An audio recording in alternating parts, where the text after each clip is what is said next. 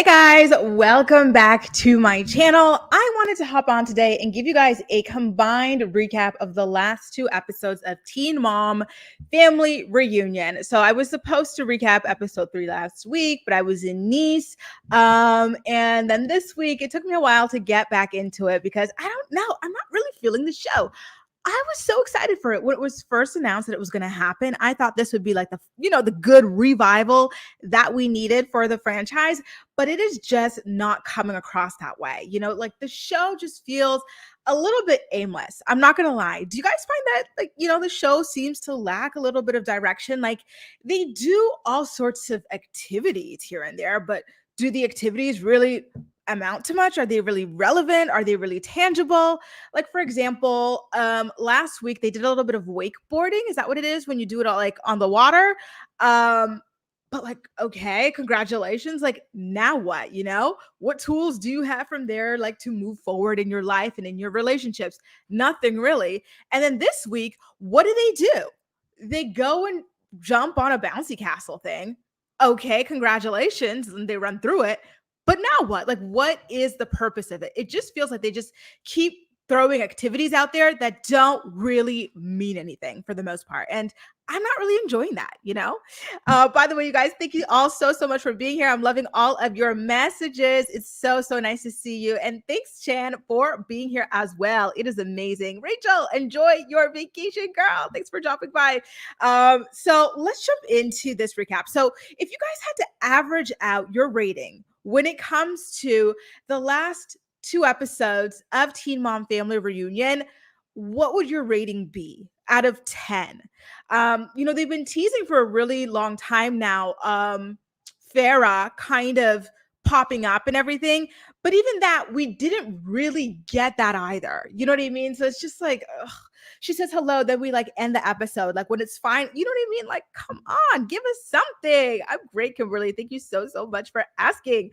Thank you so much, Shan, for being here. Okay, you guys. So, okay, I'm seeing a lot of 3s, 5s, 7, 4s, 2s, and I'm seeing my Preview co-reporter / channel members here as well. I've got a live stream coming up for you guys a little bit later on. I think I want to do 2 p.m. Eastern Standard Time. So keep an eye out. And all of you guys will be able to watch it too. It's just the chat will be just members only, where we're going to talk about the latest episode of Kale's Baby Mama's No Dramas podcast and all the mess involving that and her TikTok as well. Javi's got a new girl and Kale is already in drama with the new girl. It never ends. Petra, yeah, when is Farrah coming? Like they've been teasing us for so long and they just don't drop it. So let's start off with episode 3. Here's a little recap of episode 3 from the very top. So they're all sitting there playing this game called Never Have I Ever. And so they start, asking questions. Cheyenne kicks the game off and she goes, "Never have I ever broken a bone." And then Zach goes, "Never have I ever gotten caught having sex by my parents." And so a lot of people actually raised their hands for this, which is really like shocking to me. I was like, damn, like really? Like you guys are just out here like banging people while your parents are in the house? Interesting. Okay. And you're not locking the door too? Okay. I don't think I could ever get in the mood with my parents being in the house. So like that's so interesting to me. Knowing what we know now about Zach, imagine if someone said, "Never have I ever stolen someone's identity. Never have I ever gotten a DUI. Never have I ever crashed a car running away from the police." Oh my God. I am still floored about all of the stuff we discovered about this guy right here. He just looks like such a nice, quiet young gentleman. And bam, we find out that he is nothing of the sort. So a little bit after this Never Have I Ever game, which by the way, resulted in a lot of like questions about people's intimate lives, including something about like eating groceries or something like that. I didn't remember really how the game went. So I didn't remember like who answered what to these questions, but I digress. One thing that was worth noting was that Amber was so silly. Like she didn't understand how the game worked. So she kept snitching on herself. So she'd be like, "Oh, never have I ever had a threesome. Oh, wait, I did do that. Never have ever had an orgy or like multiple, blah, blah, blah." And then she's like, "Oh, wait, 1 second." Like that was a little bit funny to me. Okay. So, 1-year anniversary. Congrats, Tia. I've always loved having you in my lives and stuff. I'm excited to see you a little bit later on. This should be around 2 p.m. Eastern Standard Time. So Now, Gary, it turns out that he was quite the freak. He admitted to doing quite a few freaky things. And then a little bit after that, Brittany and her sister Briana, who's the star of the show, so it should be in reverse, open up about having different dads. Brittany says that her dad was more Latino, and Briana's father was more on the Puerto Rican side. And then at this point, the discussion comes up about how they had just discovered recently, right? Like on a marriage boot camp show, that they had different dads in the first place. And then when Brittany finds out that, the dad she grew up with wasn't her real dad, quote unquote, she finds out the same moment that her real dad had passed away a long time ago. I remember watching that and just being shocked that Roxanne would keep that kind of a secret from Brittany. Like, what was the reason? What was the purpose behind doing something like that to your child, shocking her on that level? It's kind of like Briana said, like, I would understand it if Brittany's dad like sucked and like, he was abusive and stuff, but he passed away when Brittany was only like 3 years old. So why would you not tell her, hey, your dad passed away when you're young, and keep the memory alive of her father? And then also kind of, let her have that relationship with Briana's father. Like, that was so damn weird and so damn like toxic. Some of the girls did try to kind of like, provide a different perspective. They said, listen, like, she did the best she could with what she knew or what she felt at the time. I don't think that she was very malicious or anything like that, but I digress. And yeah, I kind of want to know where you guys stand on that. Was it was it fair of Briana and Brittany's mother to hide the fact that Brittany's father was somebody else? And that he had passed away? Like, was it fair? Like, if she never appeared on that marriage boot camp show, do you think that she ever would have told the truth? I personally don't think so. And again, like Briana said, it's not like Brittany's father was some like, evil, crazy person or anything like that. He had just passed away. So what were you protecting Brittany from? If you had gotten her, told her about it from the very beginning, it would have just been normal to her. Kind of like Farrah and Sophia. Like, Sophia has known since birth, basically, that her father passed away, like when she was very, very young. So she has already grown up, like, understanding that that is the reason why she doesn't have a father. And you know what I mean? It's like, come on, I really don't understand. So, when Farrah's doing something in the parenting game better than you kind of gotta take a good, hard look at yourself, in my opinion. So, Briana then claims that her this is where it's kind of sucky. So Briana's father was very, very active in both of their lives. In fact, he didn't walk out on them until Briana got pregnant. Like, he just said, okay, peace out, and never looked back, which is crazy, right? Because Briana was 16 years old at that point. And so she says that because of that, she fights so hard with Devon to make sure that he is always around for Nova. And yeah, I don't know, because sometimes it feels like she just doesn't like that. Sometimes it feels like she wishes that Devon was on the same page or like on the same wave as the other baby daddy, Lewis. Lewis barely ever really comes around. Devon's not great, but he does try, not as much as he can, but he does at least try more than the other guy does. And so it's kind of like, oh, really? Is that like your reasoning? Okay, I don't know. Okay, we'll go with it, right? Because, maybe she's not executing it. Similar to what Roxanne's intentions might have been in hiding that secret. Like, the intention is different than the execution. So then they use this as a segue to invite Devon to join her on the show. And I thought it was like the funniest, clunkiest thing ever. So Briana, she supposedly, that night, she calls up Devon on FaceTime, like, hey, like, we just talked about, my father leaving and, our relationship as co-parents and stuff. So I'm at this retreat. Do you want to come? He goes, oh, I think I can make it work. And if you pay attention to her outfit this day, look at the shirt she's wearing. Okay. She's wearing this cream t-shirt, and Brittany's wearing this sweatshirt with like the blue, kind of like images on it like that and everything like that.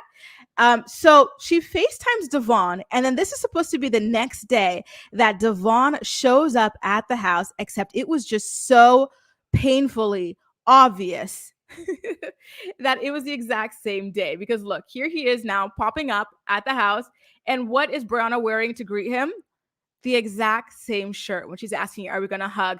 And then remember, this was Brittany's outfit, quote unquote, the day before. What is she wearing when she sees Devon pull up? The exact same Matisse sweatshirt. Come on, you guys, be a little bit better with the editing. It was just way too damn obvious.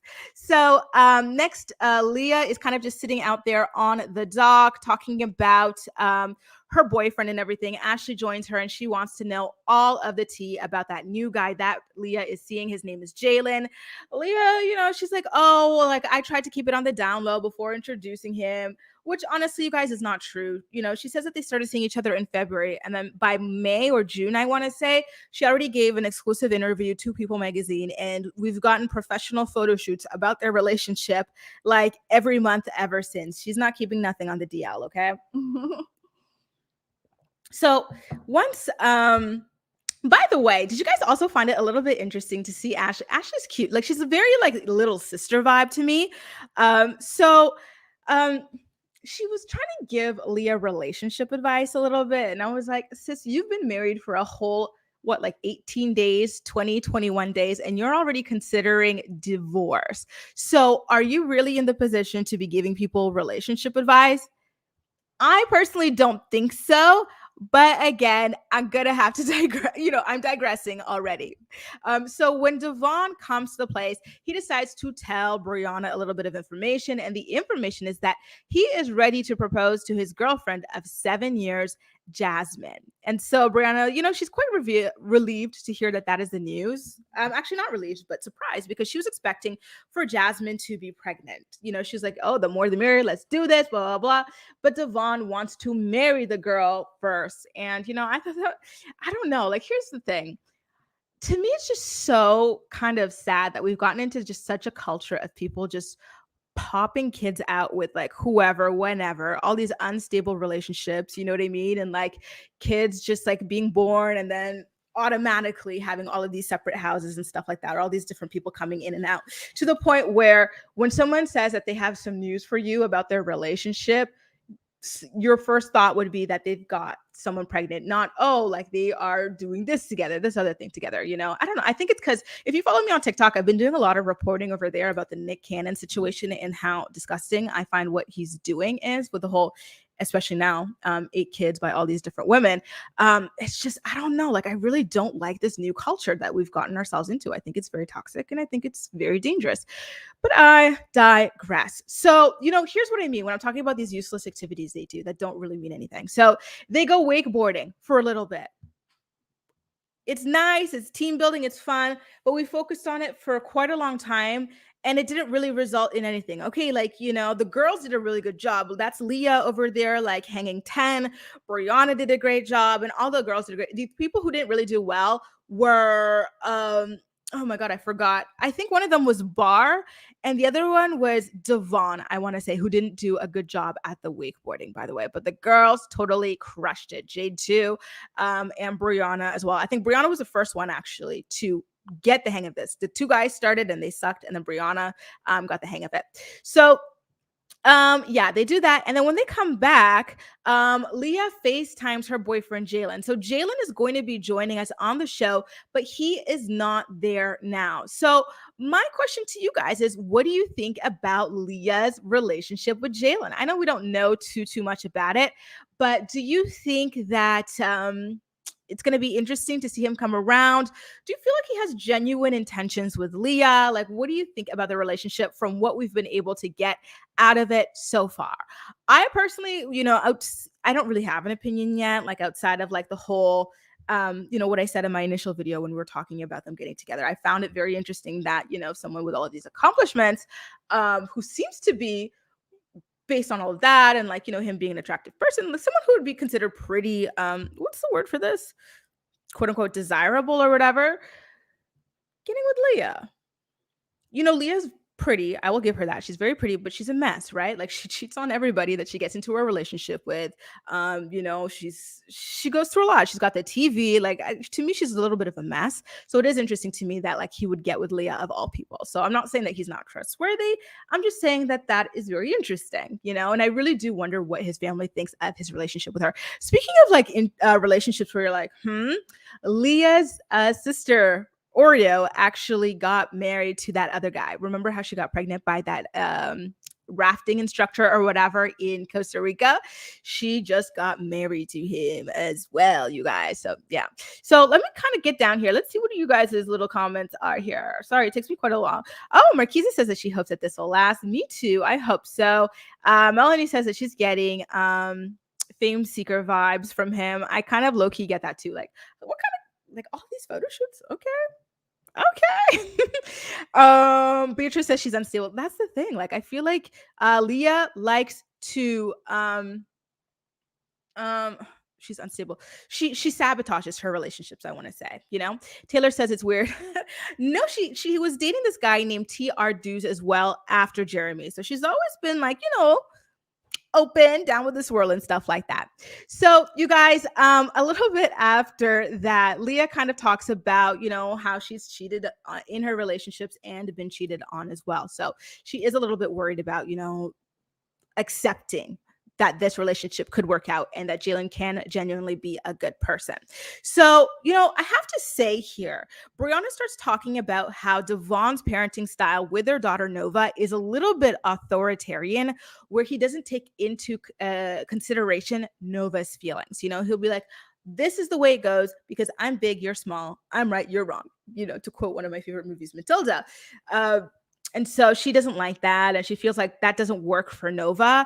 And so the girls kind of talked to her about maybe putting Nova in some sort of therapy so that Nova could work through her feelings of that and like maybe kind of standing up for herself in this sort of situation.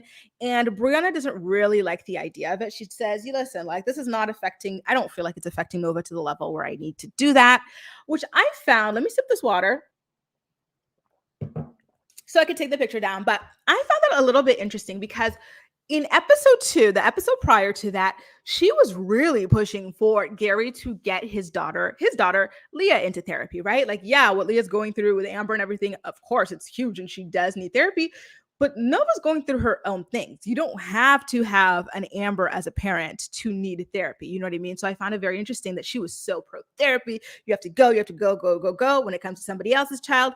But when it comes to her own child, she has a blind spot for it. And in that same vein, one thing I really love about these girls is how pro therapy they are for themselves and for their kids as well. Like, I feel like this is something that kind of opens up other people's eyes to therapy, and it helps to normalize it, both for, us as adults and then like people with kids, like their kids and stuff. Like now, there's a conversation about putting your kids in therapy and that there's no shame in it. It doesn't mean that you failed or this or that. Like it's okay, and I really, really like that about this show. So, and speaking of things I liked, you guys know I call Kung Fu Portwood out on her SHIT whenever she's, acting up.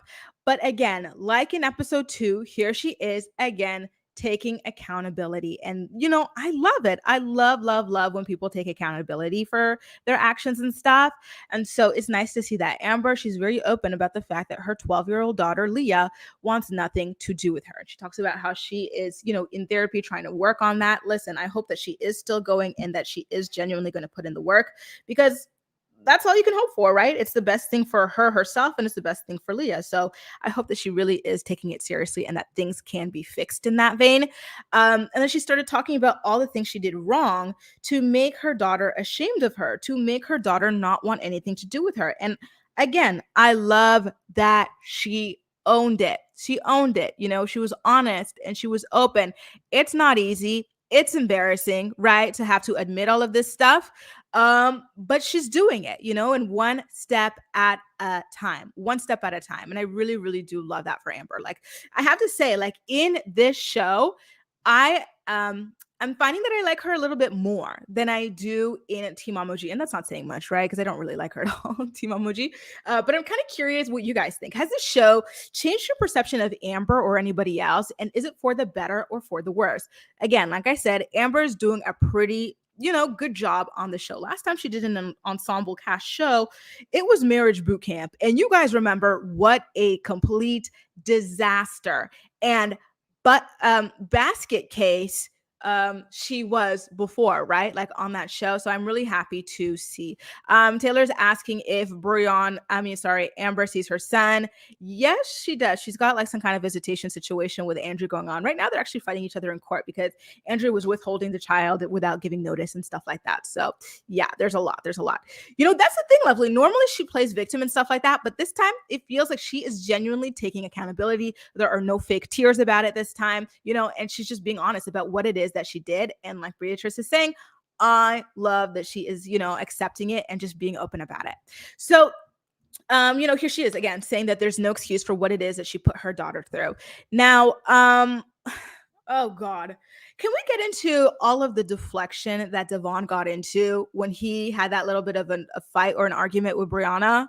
Because I was so cringing so hard at it. So the two of them sit down with Dr. B to discuss their relationship. And Devon says that his inconsistency causes friction in his relationship with Briana, because Briana is upset for her daughter that she doesn't have a consistent father. So this is Devon talking about how Nova, now as she gets older, she's starting to realize that, her friends get to see their dads a lot more often than she gets to see her dad.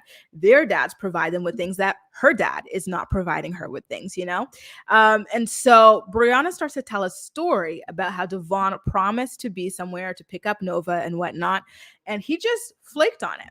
He completely flaked on it. Okay. And then this is where the fight starts because Devon did not like being called out on his SHIT here. So Devon talks about how he's quote unquote handling business and this and that, and Briana should be understanding because it's not that big of a deal straight up that he stood up his daughter. Really, Devon? Because it's not even the first, second, or third time you've done that to Nova that we know about on this show. So what does he do at this point? Because he sees that he's been caught red-handed being a deadbeat to his daughter.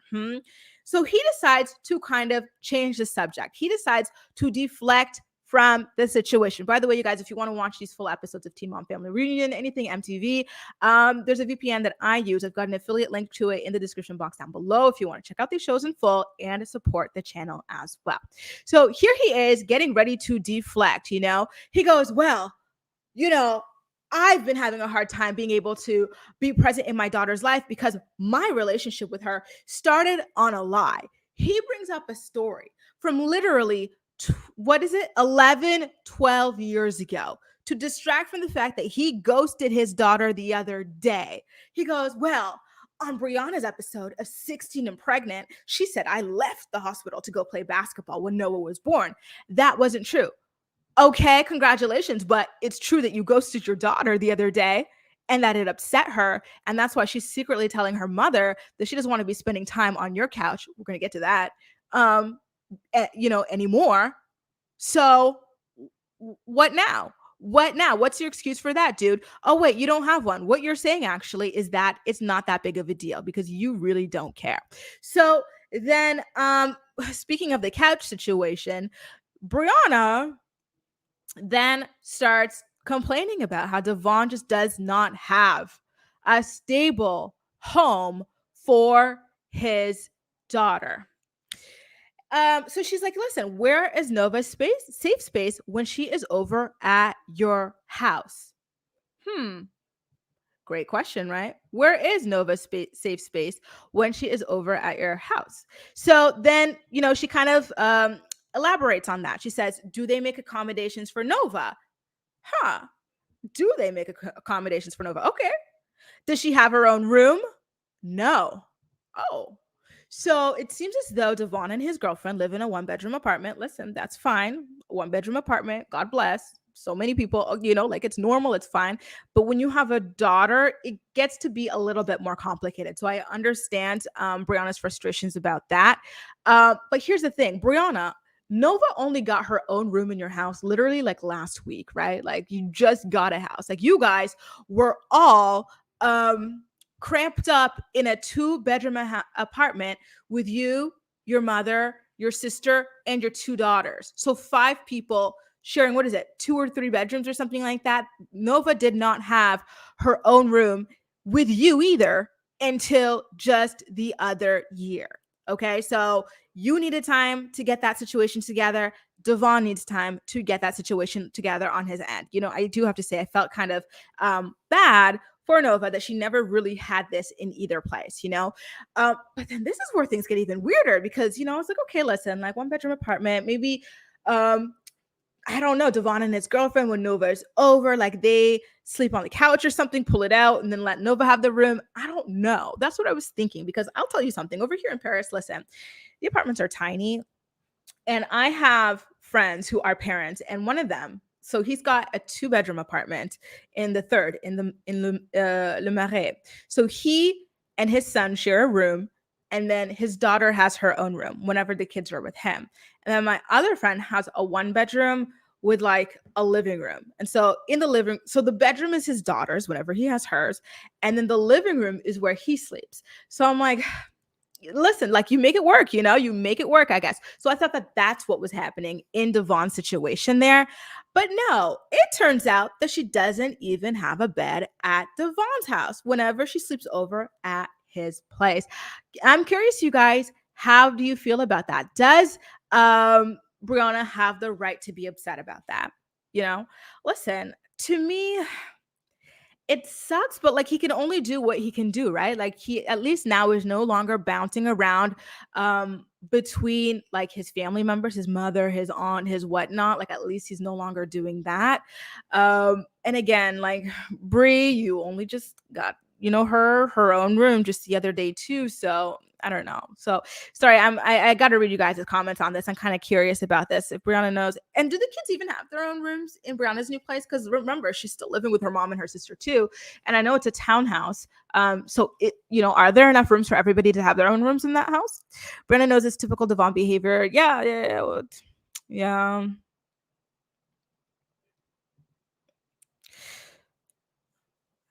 Lovely says, I agree. I feel like if Bree never signed up for a show and gave him a job, then he would be completely absent. Unfortunately, I can totally see where you're coming from with that.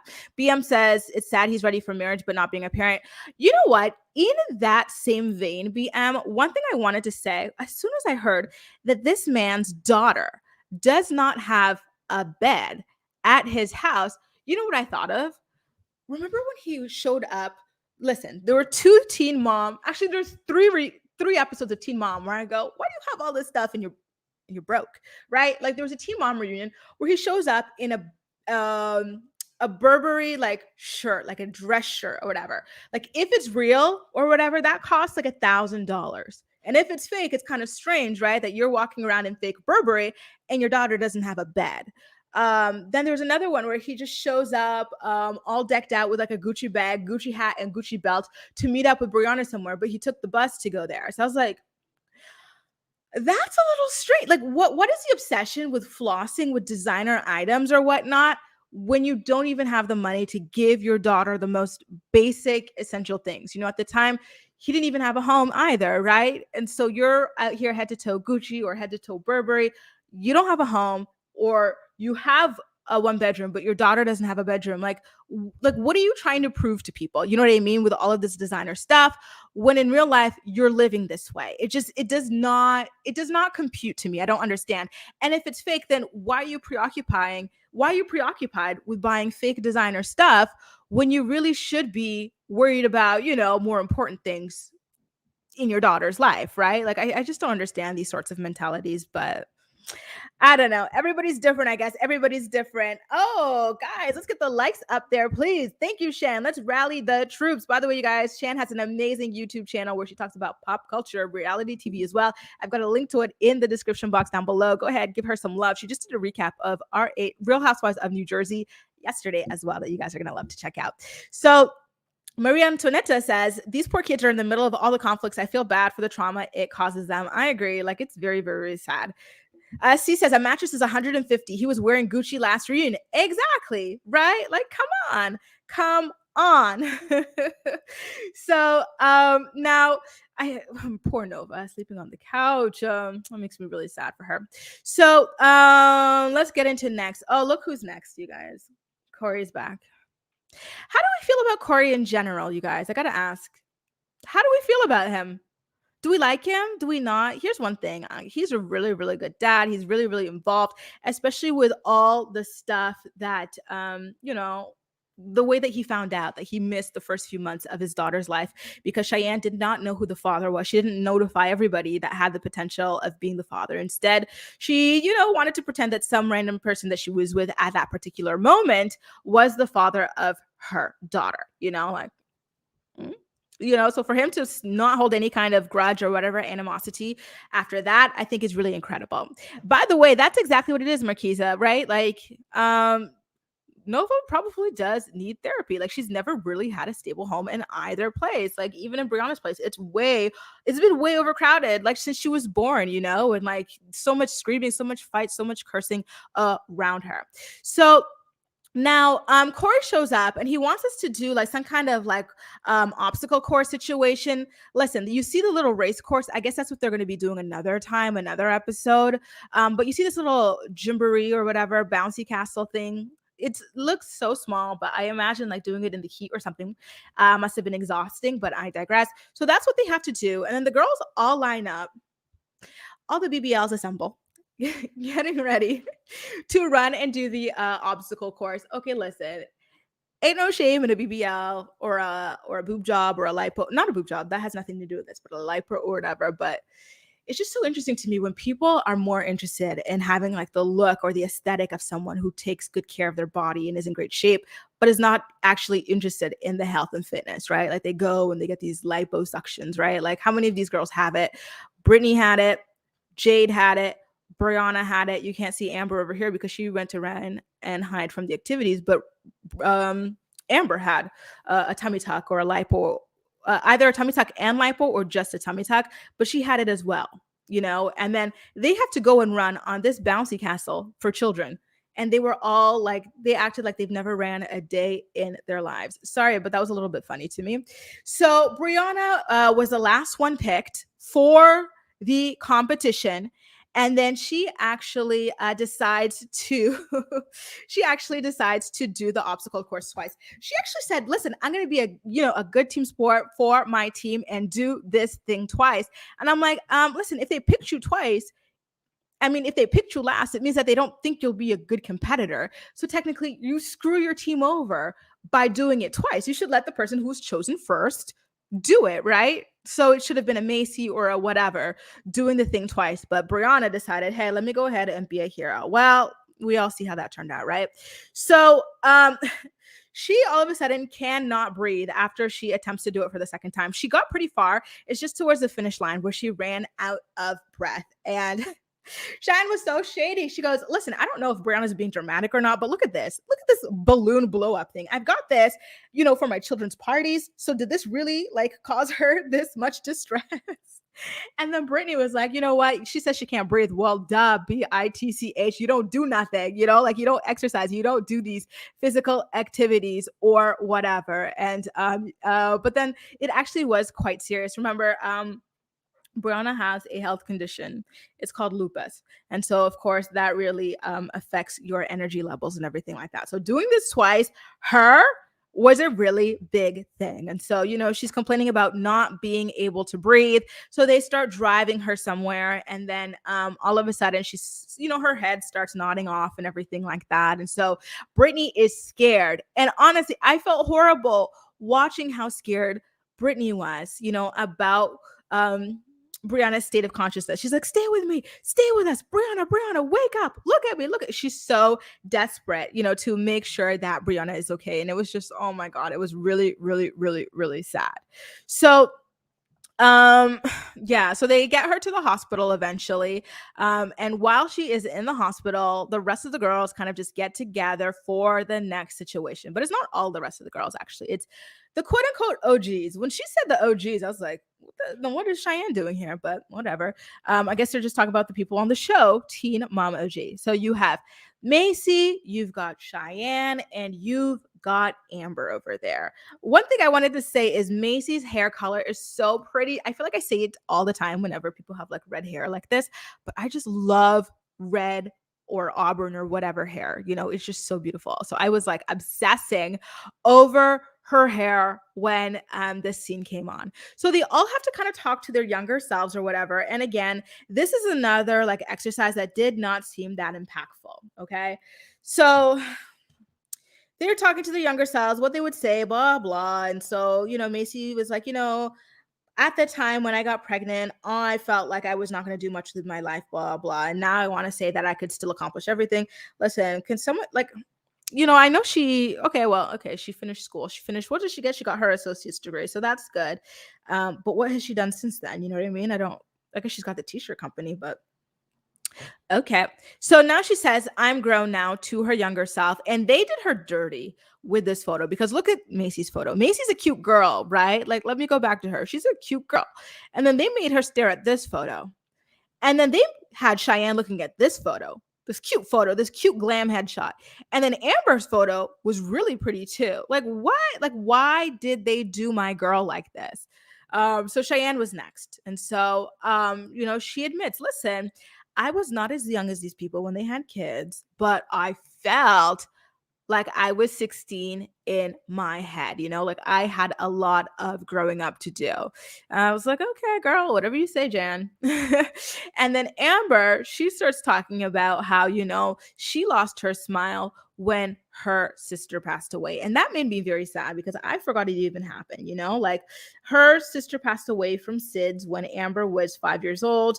And I believe, I don't remember the age of her sister, so I don't even want to guess, but, it was very traumatic. She was there, when the mom was screaming and she found the daughter, when the ambulance was coming in. She talked about this on Teen Mom OG and I believe another platform as well. And that was really sad. And then she said, when I got out of prison, the first place I went was to my sister's grave. And yeah, that made me very, very, very, very, very sad.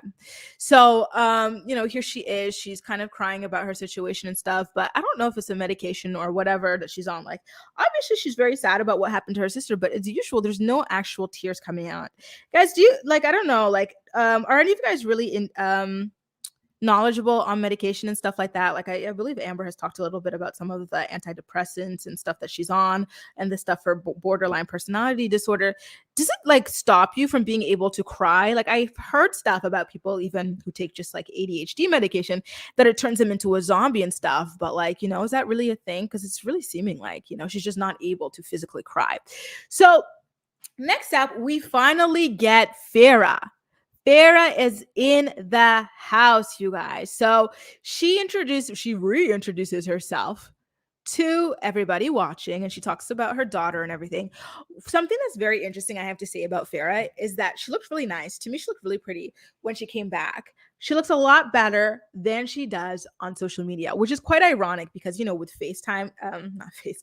with Facetune and everything, it's usually the reverse where people look pretty good on social media if they're not overdoing it with the Photoshop and the Facetune, but they look, a little hit in real life. So I thought that was a little bit funny. And so she kind of pops up a little bit, but it's only to kind of reintroduce herself. She's not interacting with the cast yet. Meanwhile, Briana finally makes it out of the hospital. They did her EKG.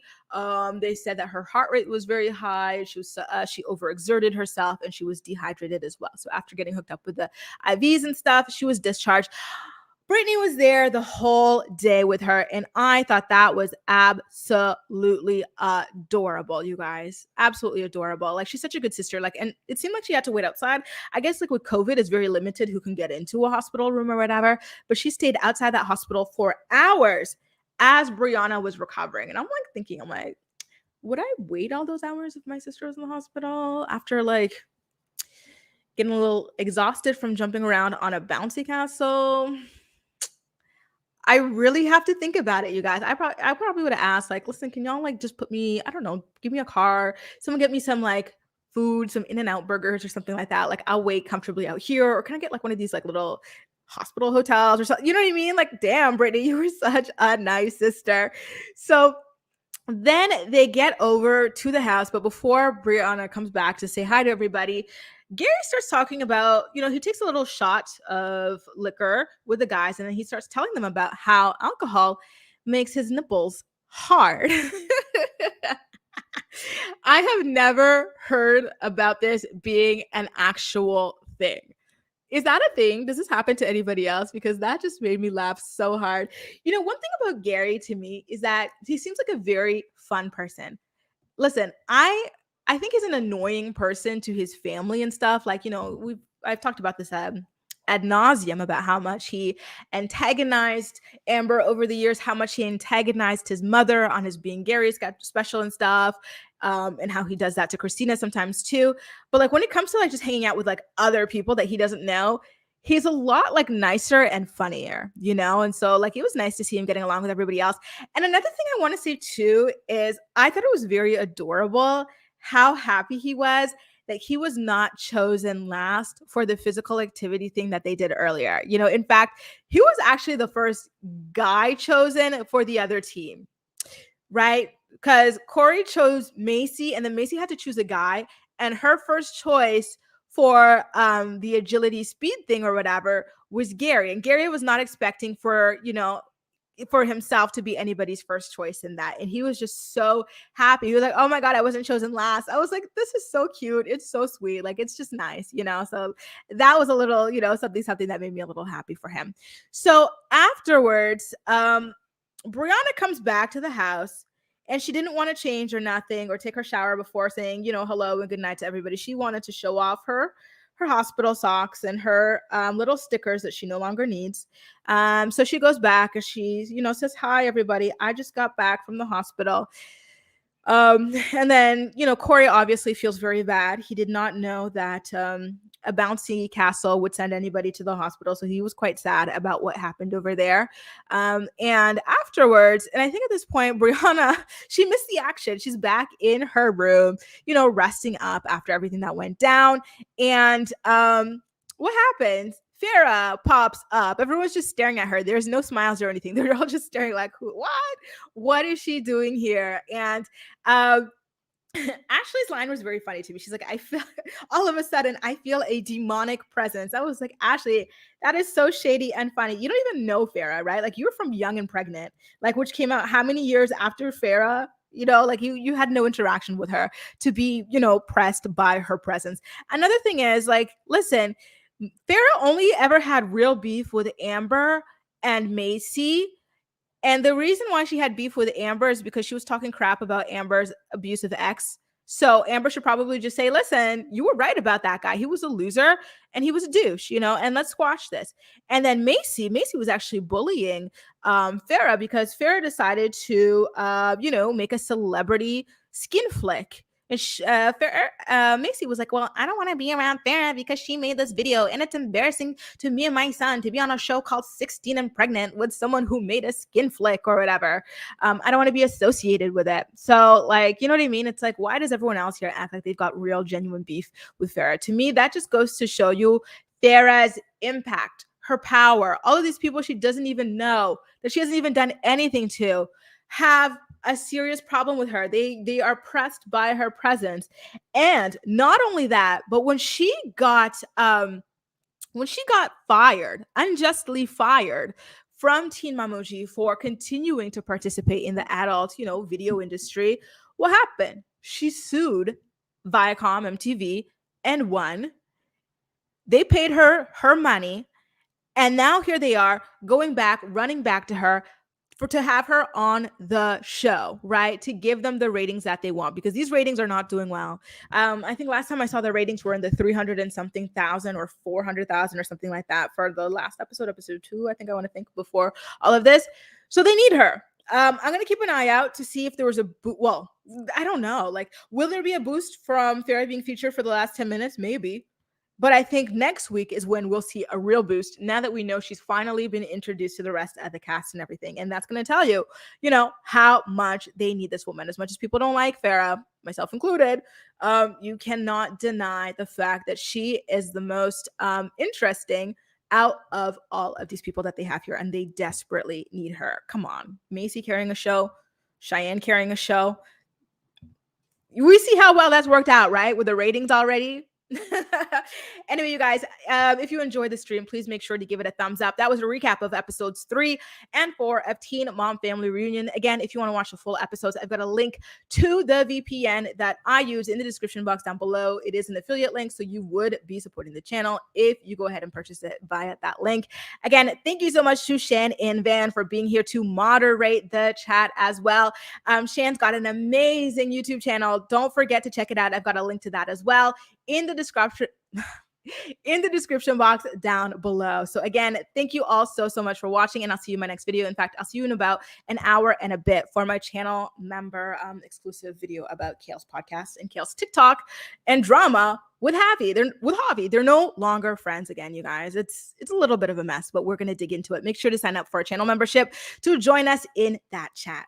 Bye, guys.